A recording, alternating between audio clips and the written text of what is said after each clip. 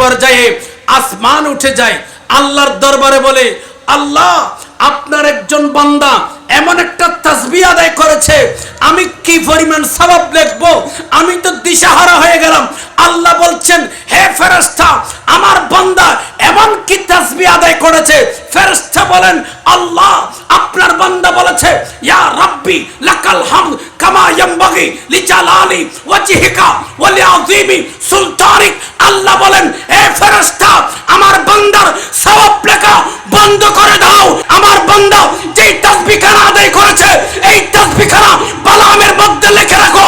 কিয়ামতের ময়দানে এই তাসবিহর জাযা আমি আল্লাহ নিজ কুদরতের হাতে দান করব। উচ্চ আওয়াজে বলুন সুবহানাল্লাহ। আমি কোন আয়াতটি পড়েছিলাম? আল্লাহ পাক কোরআনে বলছেন, কুল বিফাদলিল্লাহি ওয়া বিরাহমাতিহি ফাবিযালিকা ফালইফরাহু হুয়া খায়রুম মিম্মা ইয়াজমাউন। আল্লাহ রাব্বুল আলামিন বলছেন, হাবিব আপনি বলে দেন, বিফাদলিল্লাহি আমার পক্ষ থেকে তার ফদল ফি, ওয়া বিরাহমাতিহি আমার পক্ষ থেকে রহমত ফি, ফাবিযালিকা ফালইফরাহু তারা যেন আনন্দিত হয়, হুয়া খায়রুম মিম্মা ইয়াজমাউন এই আনন্দিত তাদের জন্য পৃথিবীর জমিনে সব কিছুর চেয়েও শ্রেষ্ঠ। বলুন সুবহানাল্লাহ। রাইসুল মুফাসসিরিন আব্দুল্লাহ ইবনে আব্বাস রাদিয়াল্লাহু তাআলা আনহু এই আয়াতের ব্যাখ্যা করতে গিয়ে, এই আয়াতের তাফসীর করতে গিয়ে বলছেন, ফাদলুন দ্বারা রাইসুল মুফাসসিরিন আব্দুল্লাহ ইবনে আব্বাস দুইটি মানা করেছেন, একটি হলো কোরআন, আরেকটি হলো ইসলাম। কথা বলুন ঠিক কিনা? ও মুরব্বীরা, এ যুবক ভাইরা, আমি আপনাদের কাছে জানতে চাই, আমরা কোরআন পেয়ে খুশি কিনা? ইসলাম পেয়ে খুশি কিনা? কোরআন পেয়ে আমরা খুশি। এটা কোন কিতাব জানেননি? যালিকাল কিতাবু লা রাইবা ফীহি হুদাল লিল মুত্তাকিন। আশার বসার কিছু বলা, শ্রবণ করার তৌফিকটুকু দান করেছেন। সকলে দ্রাস খুন্টি ধেলমন উজাড় করে প্রাণ খুলে কালিমাতুর শুকর আদায় করে বলুন আলহামদুলিল্লাহ। লক্ষ কোটি গুণ সালাতু সালাম পেশ করছি পৃথিবীর সৃষ্টির প্রধান আকর্ষণ, কুল কায়নাতের নবী, আকা মৌলা, তাজদার মদিনা, সুলতান মদিনা, শামসুদ্দোহা, বদরুদ্দুজা, নূরুল খুদা, সাহিবে কাবা কৌসাইন আও আদনা, রসুলুস সাকলাইন, ইমামুল হারামাইন, ইমামুল কিবলাতাইন, ইমামুল জাদ্দিল হাসান ওয়াল হুসাইন রাদিয়াল্লাহু তাআলা আনহুমা, আফতাব নবুয়া, শহনশাহ রিসালা, নূর মুজাসসাম, খুজুর আকরাম, নূরুন আলা নূর, রসুল আরবি আহমদ মুজতবা মুহাম্মদুর রাসূল সাল্লাল্লাহু তাআলা আলাইহি ওয়াসাল্লামের উপর বিনাদার কাস্তে যেই নবীজির উম্মত হওয়া সাআদত সৌভাগ্য অর্জন করেছি, আরেকটুবার শুকরিয়া তান পড়ি আলহামদুলিল্লাহ। সম্মানিত হাজরিন, আজকে শুকর আদায় করছি ঐতিহ্যবাহী বড্ডলুটি ফিফাড়া পুরাতন সমাজ সকলের ব্যবস্থাপনায় ইয়ন যুবক, মুরব্বী, প্রবাসী, চাকরিজীবী, ব্যবসায়ী যত ভাইয়েরা অক্লান্ত পরিশ্রমের মাধ্যমে, মেহনতের মাধ্যমে, ত্যাগের মাধ্যমে আজকে এত সুন্দর আলিশানভাবে লাইটিং করে, সাজসজ্জা করে, শামিয়ানা করে নবী পাক সাল্লাল্লাহু আলাইহি ইসলামের পবিত্র মিলাদুন নবীকে সাজিয়েছেন ভাইয়েরা। অক্লান্ত পরিশ্রম করে ভাইদের শুকর আদায় করছি এবং কৃতজ্ঞতা আদায় করছি। আর একটুবার বলি আলহামদুলিল্লাহ। সম্মানিত হাজরিন, সাথে সাথে আমার মা বোনরা, ফরধার মধ্যে অসংখ্য মা বোন আছেন, আছে না? অসংখ্য মা বোনরা রয়েছে, আমার কথাগুলো শুনছেন। ওগো মা বোনরা, আপনার পর্দা দেখে আপন আপন জায়গা থেকে ওযু কালাম করে ফরধার ভিতর সুন্দর করে বসে যান। উলামা ইকরাম কথা বলবে। আপনারা বড় সৌভাগ্যবান, আপনাদের এলাকায় পবিত্র ঈদ মিলাদুন্নবী সাল্লাল্লাহু আলাইহি ওয়াসাল্লাম মাহফিল হতে চলেছে। উলামা ইকরাম কথা বলবে 1 ঘন্টা, 2 ঘন্টা, 3, 4, 5 ঘন্টা কথা বলবে। ওগো মা বোনরা, অসংখ্য যুবক ভাইয়ারা, মুরব্বী বাবারা, উলামা ইকরাম কথা বলবে যত ঘন্টা বলুক, কিন্তু এই কথাগুলোর খেয়াল করার মাধ্যমে, স্মরণ করার মাধ্যমে একটি কথা 1 মিনিটের, কয়েকটা মিনিটের একটি কথাকে, একটি বাক্যকে আপনার হৃদয়ে ধারণ করবেন। যখন আপনার হৃদয়ে ধারণ করে ওই কথা মোতাবেক, ওই কালাম মোতাবেক আপনার জীবনকে পরিবর্তন করতে পারবেন, খোদা কি কসম, আল্লাহ পাক আপনার গোটা জীবন কারা পরিবর্তন করে দেবে। কথা বলুন ঠিক না? এখন আসুন, এত সুন্দর আমরা পবিত্র ঈদ মিলাদুন্নবী সাল্লাল্লাহু আলাইহি ওয়াসাল্লাম মাহফিল আমরা পেয়ে খুশি না বাজার? কারণ যেই নবী না হলে কিছু সৃষ্টি হতো। যেই নবীর উসিলা দিয়ে আল্লাহ পাক আমাদেরকে সমস্ত নেয়ামতগুলো আমাদেরকে দান করেছেন। কথা বলুন ঠিক না? নবী আকরাম সাল্লাল্লাহু আলাইহি ওয়াসাল্লাম না হলে আল্লাহ পাক কি পৃথিবীর জমিনে কিছু সৃষ্টি করতেন? কথা বলুন করতেন? করতেন না।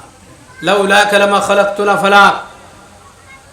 নবী আকরাম সাল্লাল্লাহু আলাইহি ওয়াসাল্লাম আল্লাহ তাআলা লাম্মা ইরাদা, আল্লাহ তাআলা যখন এই পৃথিবীর জমিন সৃষ্টি করার ইচ্ছে পোষণ করেছে, গোটা আসমান ছিল না, জমিন ছিল না, কিছু ছিল না, তখন আমার আল্লাহ ছিল। একজনকে ছিল আল্লাহ পাক যখন গোটা সৃষ্টিকে সৃষ্টি করার জন্য ইচ্ছে পোষণ করলেন, এরাদা করলেন, মনস্থ করলেন, তখন আল্লাহ পাক ওয়াকাবাদা কাবদাতাম মিন নূরিহি, নিজ কুদরতের হাতে এক মুষ্টি নূর নিয়েছে। এই নূরকে বলেছেন লাহা কুনি মুহাম্মাদান, হে নূর তুমি মুহাম্মদ হয়ে যাও। আচ্ছা, আল্লাহ পাক তো কুন ফায়াকুন বললে সাথে সাথে কি হয়ে যায়? হয়ে যায়। আল্লাহ পাক বলছেন লাহা কুনি মুহাম্মাদান, হে নূর তুমি কি হয়ে যাও? মুহাম্মদ হয়ে যাও।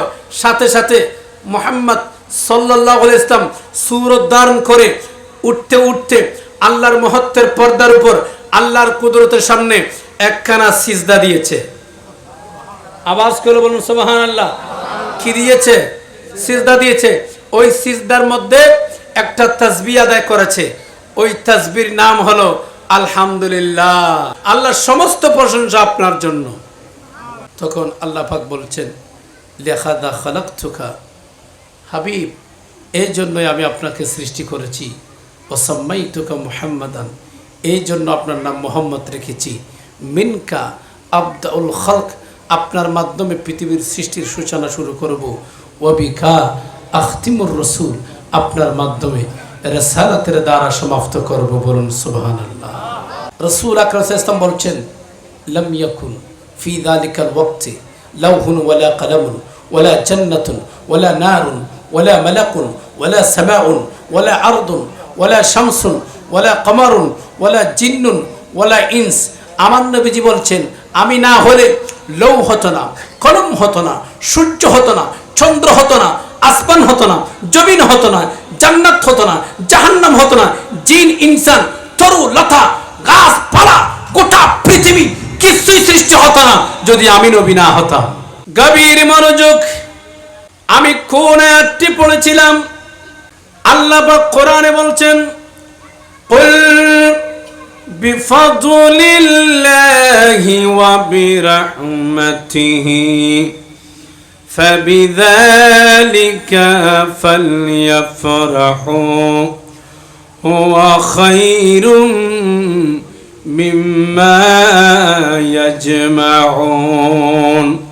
আল্লাহ রাব্বুল আলামিন বলছেন হাবিব আপনি বলে দেন বিফাদলিল্লাহি, আমার পক্ষ থেকে তার ফদল ফি, ওয়া বিরহমাতিহি, আমার পক্ষ থেকে রহমত ফি, ফাবিযালিকা ফালইফরাহু, তারা যেন আনন্দিত হয়, হুয়া খায়রুম মিম্মা ইয়াজমাউন, এই আনন্দিত তাদের জন্য পৃথিবীর জমিনে সব কিছুর চেয়েও শ্রেষ্ঠ। বলুন সুবহানাল্লাহ।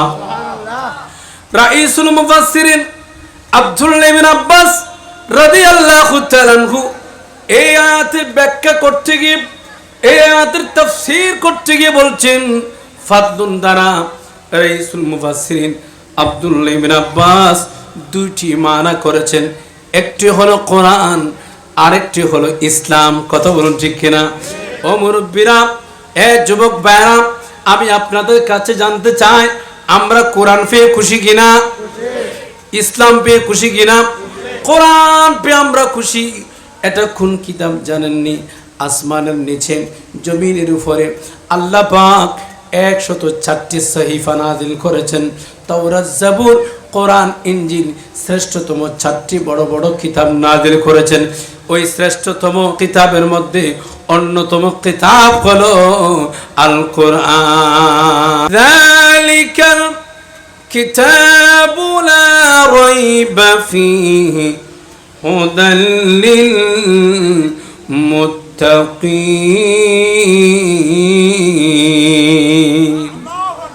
আল্লাহর কোরআনের মধ্যে কোনো সন্দেহ আছে? কোনো ত্রুটি আছে?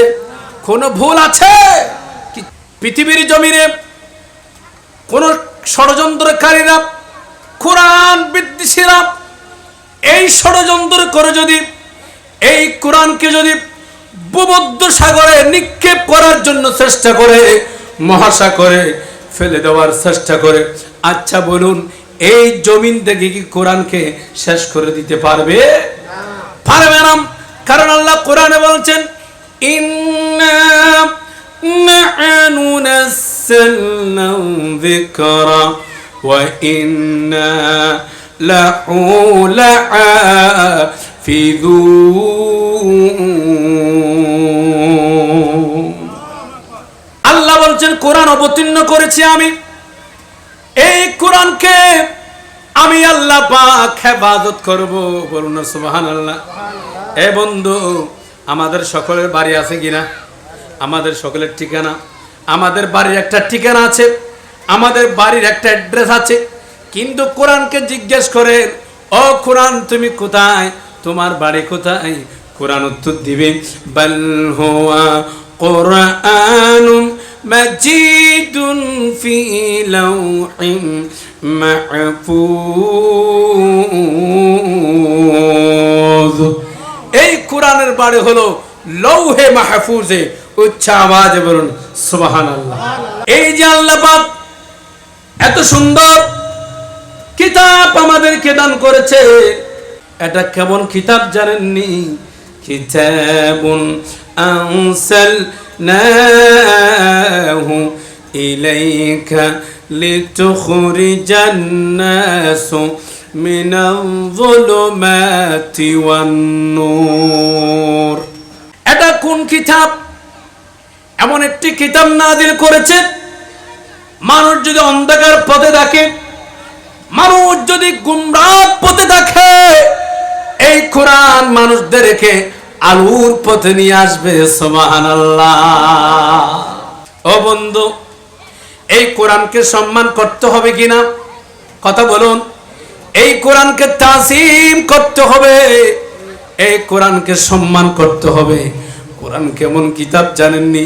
যে ব্যক্তি কোরআনকে মায়া করবে, কোরআনকে মহব্বত করবে, কোরআনকে ইজ্জত করবে, ওই যে আপনি যে কবরে যাবেন, অন্ধকার কবরে যাবেন, তখন কোরআন আলো হয়ে, নূর হয়ে আপনার কবরে আসবে। এমনকি কিয়ামতের ময়দানে যখন ওই কোরআন, কিয়ামতের ময়দানে ওই কোরআন সুন্দর আকৃতি নিয়ে আপনার নিকট আসবে, আপনাকে বলবে, তুমি কি আমাকে চিনো? তখন আপনি বলবেন, না না, আপনি কে? আমি তো আপনাকে চিনি না।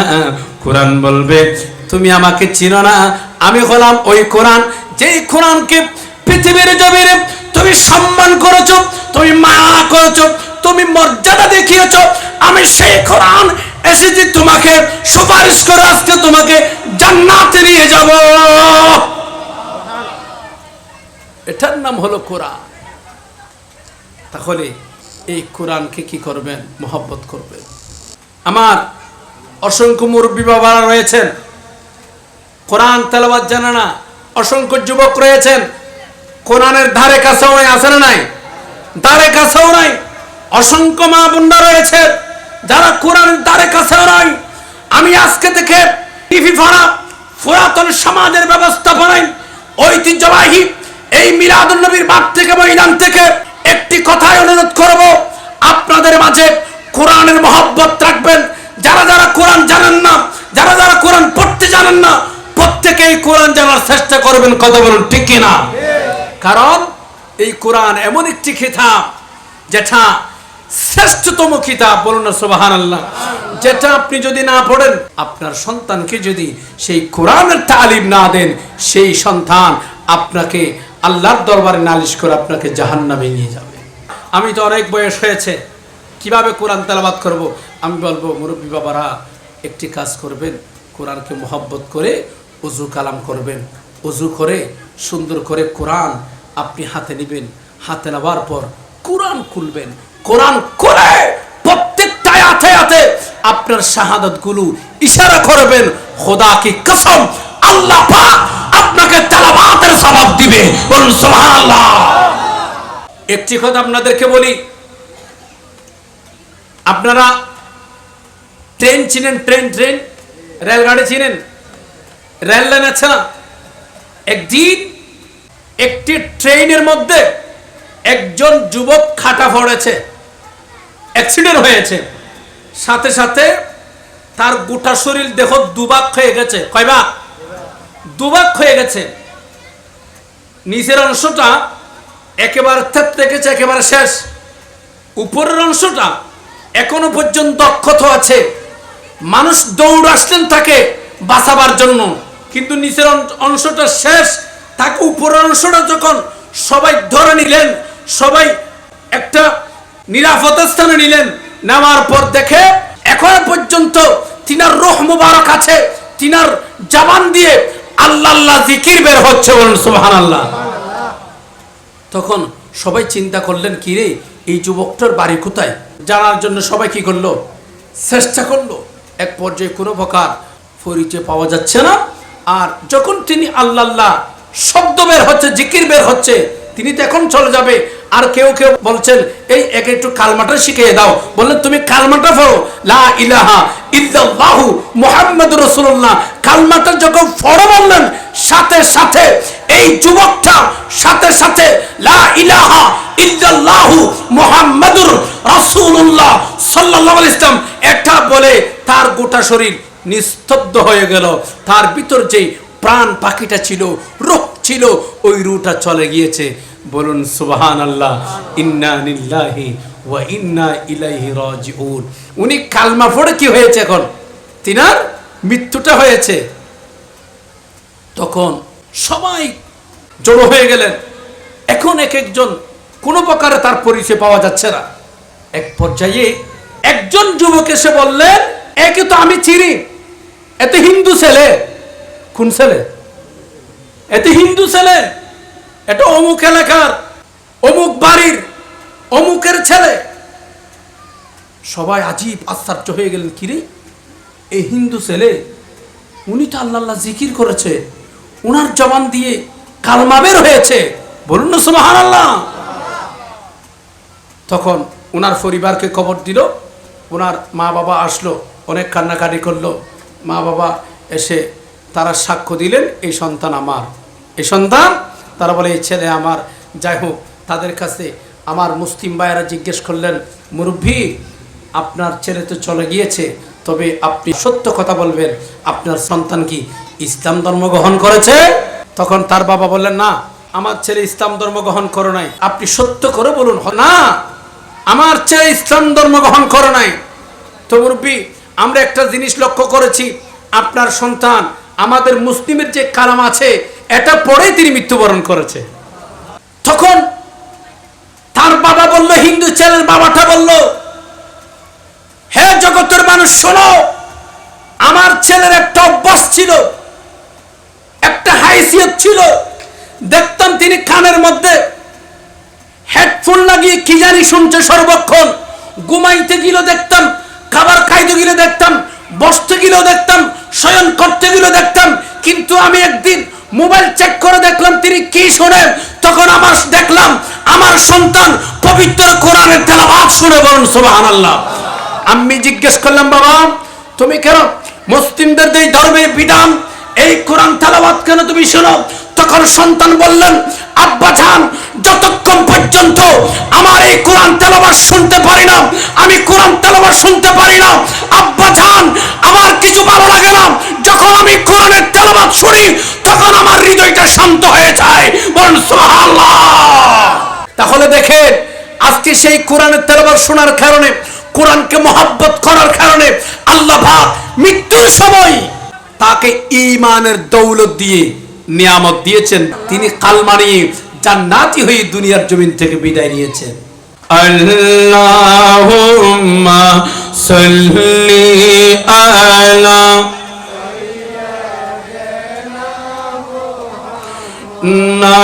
নাবিয়ানা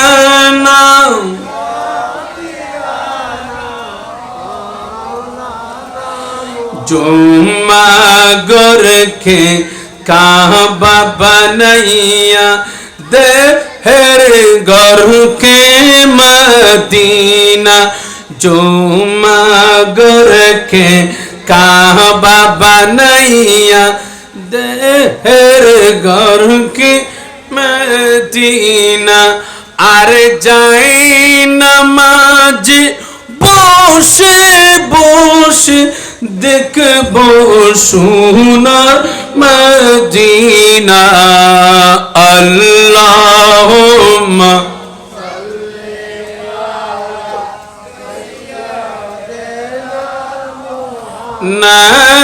নাবিয়ানা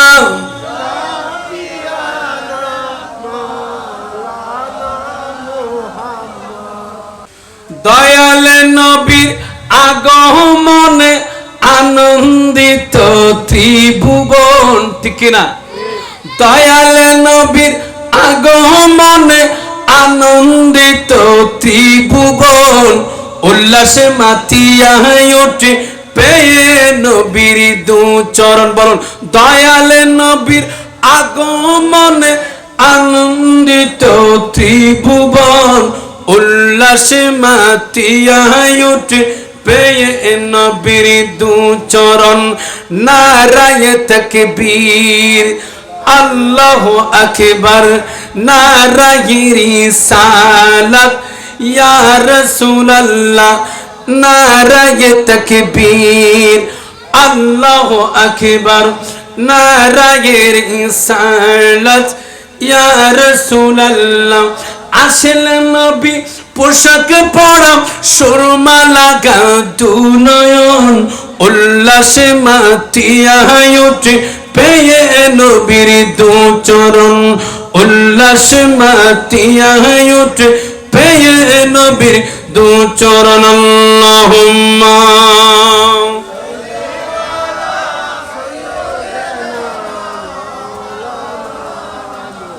ওয়ালা আলি সাইয়্যিদিনা।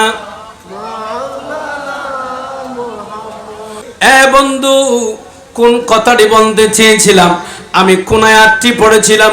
কুল বিফাদুলিল্লাহি ওয়া বিরাহমাতিহি। রাইসুল মুফাসসিরিন আব্দুল্লাহ ইবনে আব্বাস এই ফাদলুন দ্বারা দুই মানা করেছেন। একটি হলো কোরআন, আর একটি হলো ইসলাম।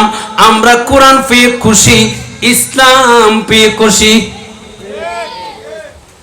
ইসলাম কেমন ধর্ম? হিন্দু, বৌদ্ধ, জুম্মা, চাকমা, ইহুদি, খ্রিস্টান, অসংখ্য ধর্ম রয়েছে।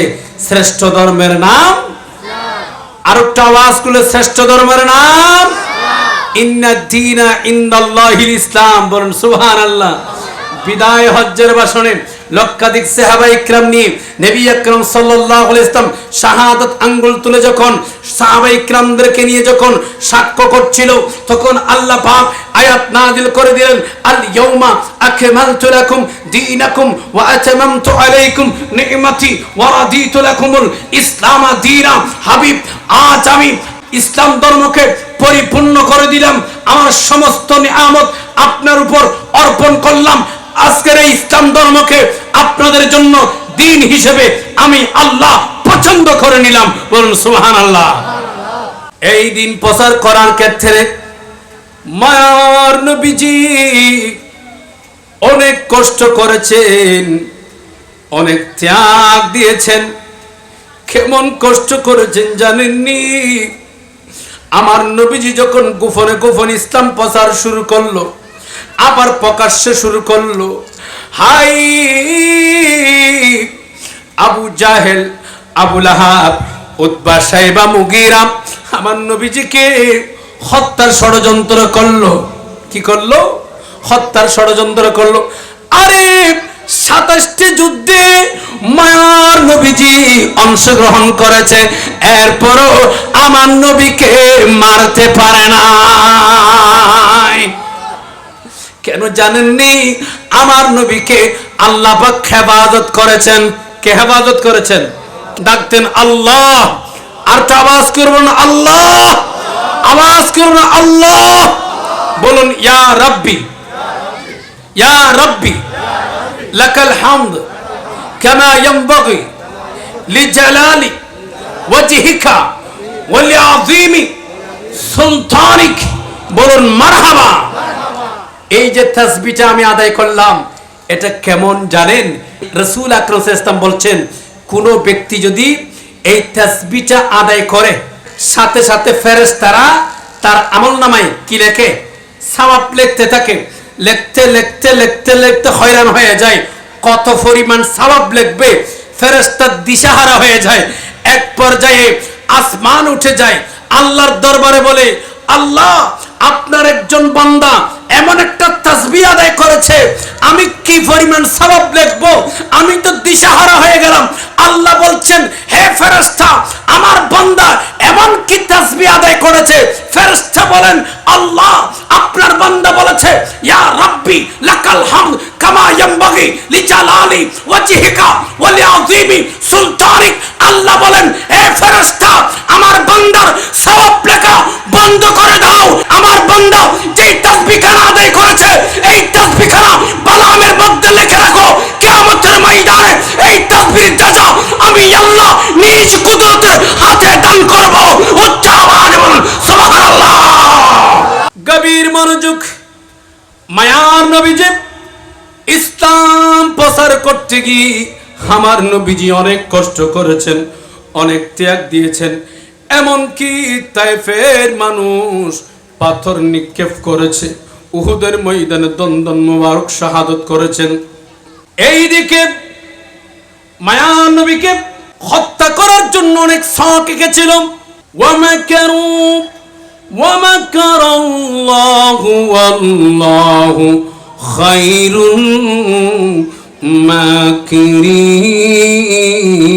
মাকিরিন। তোমরা যত কৌশল করবা, সর্বশ্রেষ্ঠ কৌশল অবলম্বনকারী কে? কথা বলুন কে? আসমানের মালিক কে? জমিনের মালিক কে? হায়াতের মালিক কে? মৌতের মালিক কে? আমাকে আপনাকে কথা বলার শক্তি দিয়েছেন কে?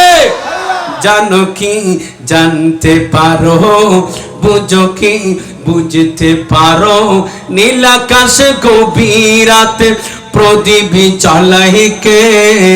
রোজ সকালে পূর্ব দিকে সূর্য ওঠায় কে? জানো কি জানতে পারো, বুঝো কি বুঝতে পারো, নীল আকাশে গভীর রাতে প্রদীপ জ্বালায় কে? রোজ সকালে পূর্ব দিকে সূর্য উঠায় কে? কে কে? হায়াতের মালিক কে? মৌতের মালিক কে? আমার সব কিছুর মালিক একজন, তিনি লা ইলাহা ইল্লাল্লাহ। বলুন সুবহানাল্লাহ। এরপর বলুন মায়ার নবীজি, আমার নবীজির তাজিব। আরে যে মায়ার নবীজি না হলে আল্লাহ পাক কিছুই সৃষ্টি করতেন না। আমার নবীজিকে হত্যা করবার জন্য কাফেররা অনেক ষড়যন্ত্র করল। মায়ার নবীজিকে এরপরও আঘাত করতে পারে নাই। আমার আল্লাহ বলেন, হাবিব আপনি মক্কা ত্যাগ করে মদিনায় হিজরত করেন। সুবহানাল্লাহ বলুন। একদিন চতুর্দিকে কাফেররা ষড়যন্ত্র করলো, তলোয়ার নিয়ে দাঁড়িয়ে আছে। আর আমার নবীজি হযরতে মৌলা আলী শের খোদাকে বলেন, আলী তুমি একটু আমার বিছনার মধ্যে শুয়ে যাও, আমার বিছনার মধ্যে শুয়ে যাও। আলী রে, কয়েকদিন পরে মানুষের গনিমতের মাল বন্টন করে দিতে হবে, তোমাকে চলে আসতে হবে। মানুষ প্রশ্ন করলো, হযরতে মওলা আলী, আপনি যে নবীর বিছনায় শুইলেন, আপনি যে নবীর বিছনায় শুয়ে থাকলেন, আপনার কি মরণের ভয় নাই? আপনাকে কি হত্যা করবে না? মওলা আলী কি বলছেন জানেননি? আরে আমার নবী আমাকে সার্টিফিকেট দিয়েছে কয়েকদিন পর্যন্ত আমার মৃত্যু হবে না, কারণ আমার নবীজি নবুয়তের জামানে বলেছেন কয়েকদিন পরে গনিমতের মাল বন্টন করে দিতে হবে। কি মানে কয়েকদিন পর্যন্ত আমার কোনো মৃত্যু হবে না। এইদিকে মায়ার নবীজি যেতে যেতে যেতে যেতে গভীর রজনীতে যখন সিদ্দিক আকবরের বাড়িতে পৌঁছে গেলেন, ইয়া আবা বকর বলে দরজা কারাগাত করলেন, ফখর আল বাব ইয়া আবা বকর। তখন সিদ্দিক আকবর ওই ভিতর থেকে বললেন, লাব্বাইক ইয়া রাসূলুল্লাহ। আমার নবীজি বলেন, আবু বকর রে, এত গভীর রাত তুমি কিভাবে আওয়াজ দিলা? আবু বকর বলে, ইয়া রাসূলুল্লাহ, আজ থেকে বহু মাস পূর্বে আপনি আমাকে বলেছিলেন হিজরতের সঙ্গী হিসেবে আমাকে নেবেন। মায়ার নবী গো, ওই দিন থেকে এক সেকেন্ডের জন্য আমি বিছনার মধ্যে ভিড় লাগাইনি। ও নবী, আপনি কখন আমার দরজায় এসে আমাকে ইয়া আবা বকর বলে ডাক দিবেন, আমি লাব্বাইক ইয়া রাসূলুল্লাহ বলে সারা যাওয়ার জন্য প্রস্তুত রয়েছি। এইভাবে সাহাবায়ে কেরাম কিভাবে ভালোবাসতেন, এমন কি একজন ইহুদি আমার নবীকে ভালোবাসতো। কেমন ভালোবাসতেন জানেননি? আমার নবীজি মসজিদে নববী ঢুকলে জুতাগুলো তিনার সিনার মধ্যে রাখতেন। আমার নবীজি ওযু করলে ওযুর পানিগুলো নিয়ে দিতেন। দেখা গেল একদিন ইহুদি কয়েকদিন পর্যন্ত দেখা যাচ্ছে না। নবীজি জিজ্ঞেস করলেন, এ আবু বকর, ইহুদি যুবকটা দেখা যাচ্ছে না কেন? ইহুদি বালকটা দেখা যাচ্ছে না কেন? তখন সিদ্দিক আকবর বললেন, ইয়া রাসূলুল্লাহ, তিনি অসুস্থ হয়েছে। কি হয়েছে? অসুস্থ হয়েছে। এখন মায়ার নবী আর দেরি করে নাই, সাহাবায়ে কেরামদেরকে নিয়ে ওই ইহুদির বাড়িতে চলে গেলেন।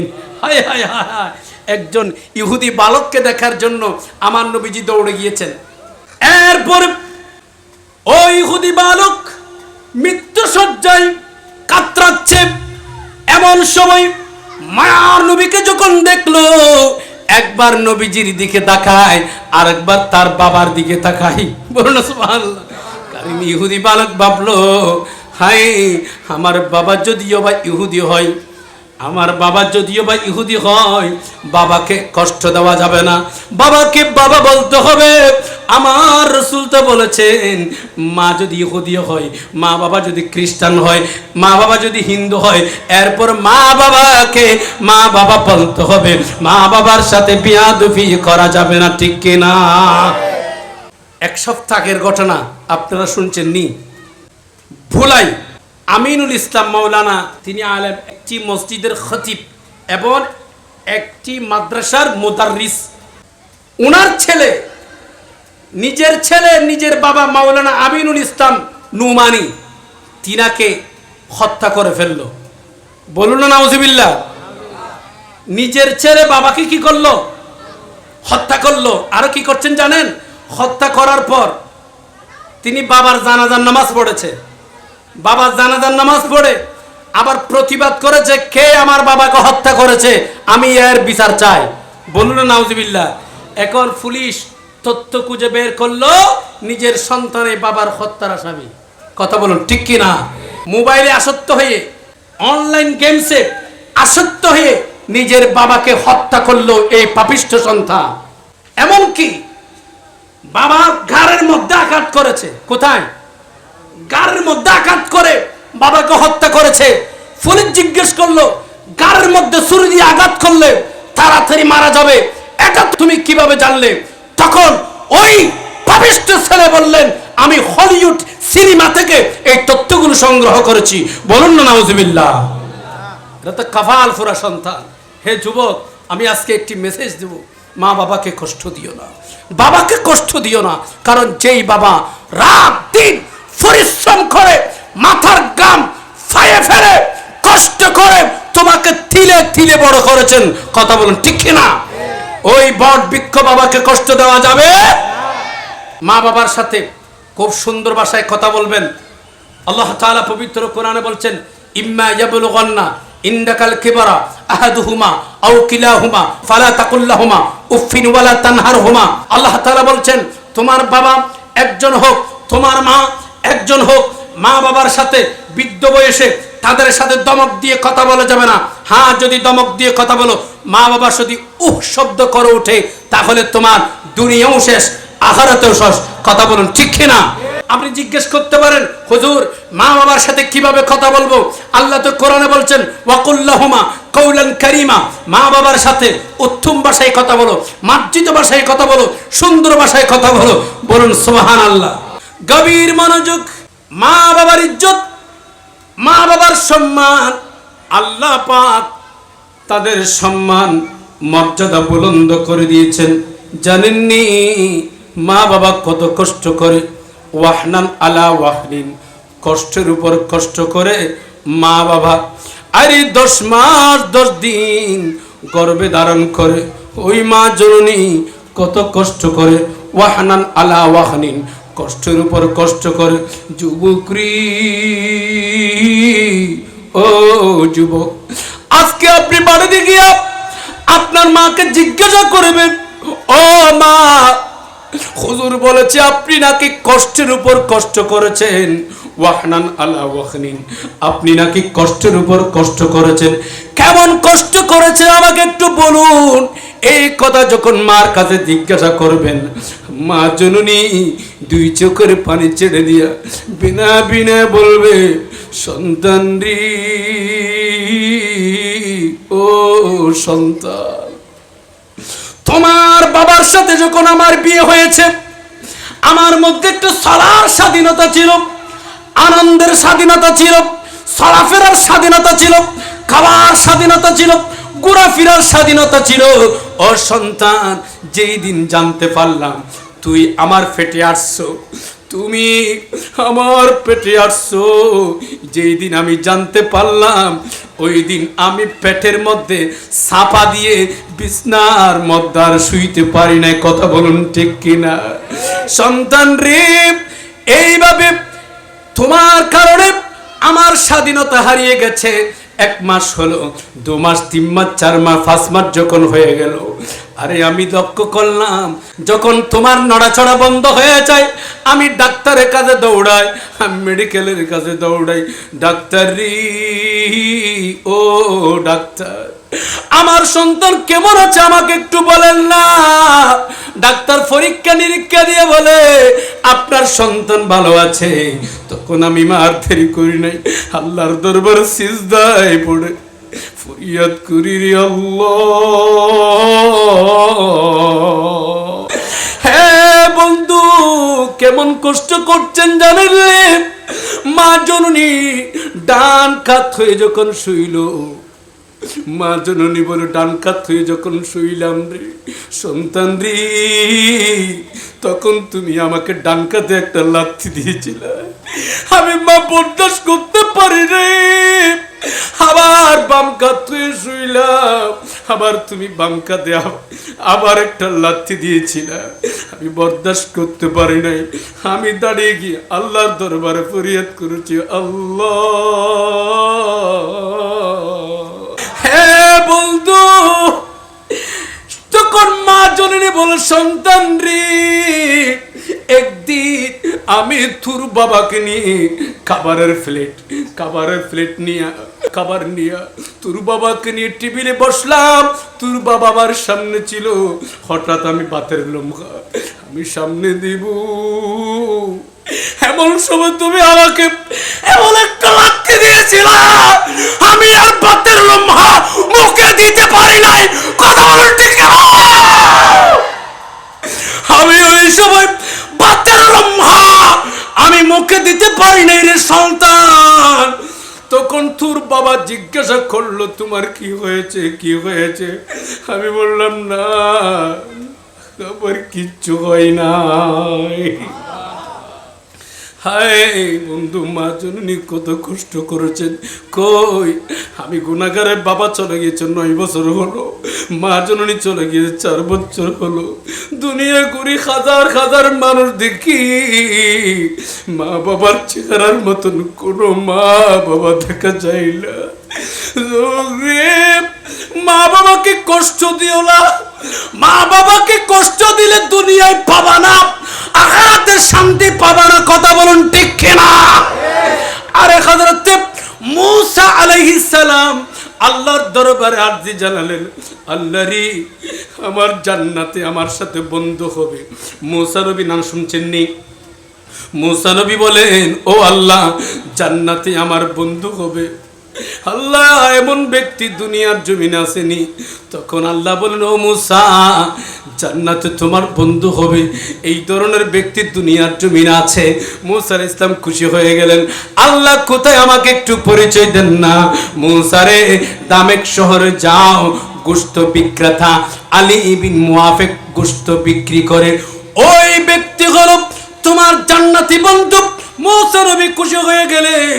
মূসা নবী দৌড়ে দৌড়ে দামেস্ক শহরে পৌঁছে গেলেন। দামেস্কের মানুষ, দামেস্কের বাজারে গিয়া বললেন, দামেস্কের মানুষ, আমাকে একটু বলুন আলী বিন মুআফিক কোনটা? কেউ কেউ বলেন ওই যে গোশত বিক্রি করে কালো বেশ্রী লোকটা হলো আলী বিন মুআফিক। মূসা আলাইহিস সালাম আজীব আশ্চর্য হয়ে গেলেন, এই কালো বেশ্রী লোকটা কিভাবে আমার সাথে জান্নাতে বন্ধু হতে পারে? এই কথা যখন চিন্তা করলো, আল্লাহ পাক সাথে সাথে ওহী পাঠালেন, এ মূসা, সাবধান সাবধান, এই ব্যক্তির আলী বিন মুআফিকের চেহারা কালো হতে পারে, সুশ্রী হতে পারে, সুন্দর না থাকতে পারে। দুনিয়ার জমিনে এমন একটি কাজ করেছে, দুনিয়ার জমিনে জান্নাত আদায় করে নিয়েছে। সুবহানাল্লাহ। মূসা নবী জিজ্ঞাসা করলেন, ওগো আলী বিন মুআফিক, আপনি কি আলী বিন মুআফিক? হ, আমি আলী বিন মুআফিক। এখন আলী বিন মুআফিক মূসা নবীকে এখন চিনে না। মূসা নবীকে বললেন, ওগো চাচা, কি বলবেন বলেন না। তখন আলী বিন আমার মূসা নবী বলেন, এ আলী বিন মুআফিক, আপনার সাথে আমার সাথে কিছু কথা রয়েছে। আলী বিন মুআফিক বলেন, তাহলে ওগো চাচা, আপনি একটু অপেক্ষা করুন, কয়েকটা মিনিট আমি গোশতগুলো বিক্রি শেষ করে আপনার সাথে কথা বলবো। এইদিকে আলী বিন মুআফিক গোশতগুলো বিক্রি শেষ করলেন। কয়েকটা গোশতের টুকরা নিজের একটা থলির মধ্যে নিলেন, নিজের একটা ব্যাগের মধ্যে নিলেন, নিয়া বললেন, ওগো চাচা, আপনি বলুন আমাকে কি বলবেন। তখন মূসা নবী বলেন, ও আলী বিন মুআফিক, তোমার সাথে একটু বসে কথা বলতে হবে। আলী বিন মুআফিক বলেন, তাহলে আপনি একটি কাজ করুন, ওই যে সামনে দেখা যায় জীর্ণ শীর্ণ বাড়িটি হলো আমার, আপনি আমার বাড়িতে আজকে মেহমান হন। সুবহানাল্লাহ। মূসা নবী তার বাড়িতে গেলেন। আলী বিন মুআফিকের বাড়ি একেবারে জীর্ণ শীর্ণ, কিছু নাই। আলী বিন মুআফিক ঢুকলেন, মূসা নবীও ঢুকলেন। এখনো পর্যন্ত মূসা নবী, ইনি যে মূসা নবী এটা আলী বিন মুআফিক জানে না। জানে না। খুব মনোযোগ, কথা শেষের দিকে। আলী বিন মুআফিক ঢুকলেন। ঢোকার পর তাড়াহুড়া করে গোশতের থলি দেখে গোশতের টুকরাগুলো বের করলেন। এরপর এগুলো বেছে কুড়ে নিয়ে এরপরে মশলা দিয়ে এগুলো রান্না করলেন, জবের রুটি বানালেন। জবের রুটি বানানোর পর মূসা নবীকে খাওয়ানোর, ওগো চাচা, আপনি একটু পান করুন, আপনি একটু পান করুন।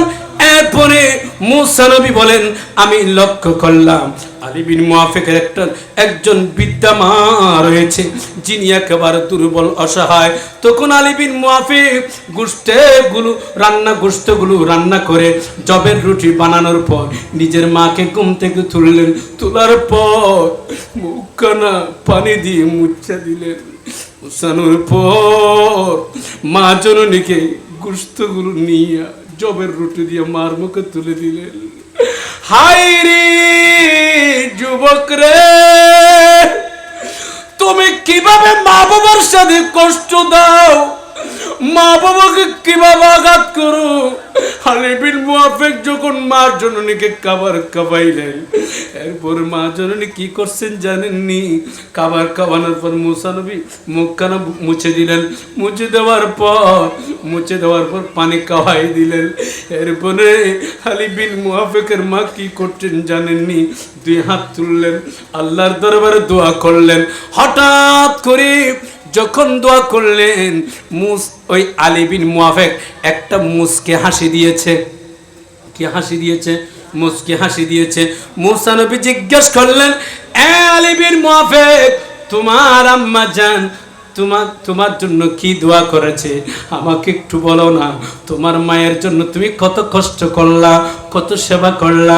আলী বিন মুয়াফিক, তোমার মা কি বলেছে? তুমি কেন মুচকে হেসে দিয়েছো, আমাকে একটু বলো না? তখন আলী বিন মুয়াফিক বললেন, ওগো চাচা, আপনি এগুলো শুনলে লজ্জিত হবেন, এটা আমার মায়ের অভ্যাস। মুসা নবী বলেন, আলী বিন মুয়াফিক, লজ্জার কিচ্ছু নাই।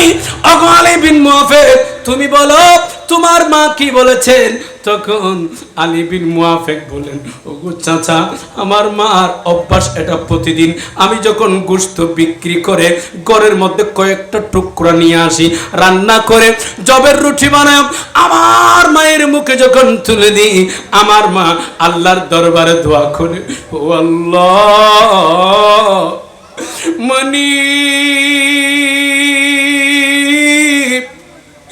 এইভাবে আমার মা দোয়া করে, আল্লাহ, আমরা তো মুসা নবীর উম্মত। কার উম্মত? আলী বিন মুয়াফিকের আম্মা জান দোয়া করছেন, আল্লাহ, আমরা তো মুসা নবীর উম্মত, আমরা তো বনি ইসরাইলের উম্মত, মুসা নবীকে কোনোদিন দেখি নাই। ও আল্লাহ, আমার এই সন্তান আলী বিন মুয়াফিককে মুসা নবীর সাথে জান্নাতে বন্ধু বানায়া দিও।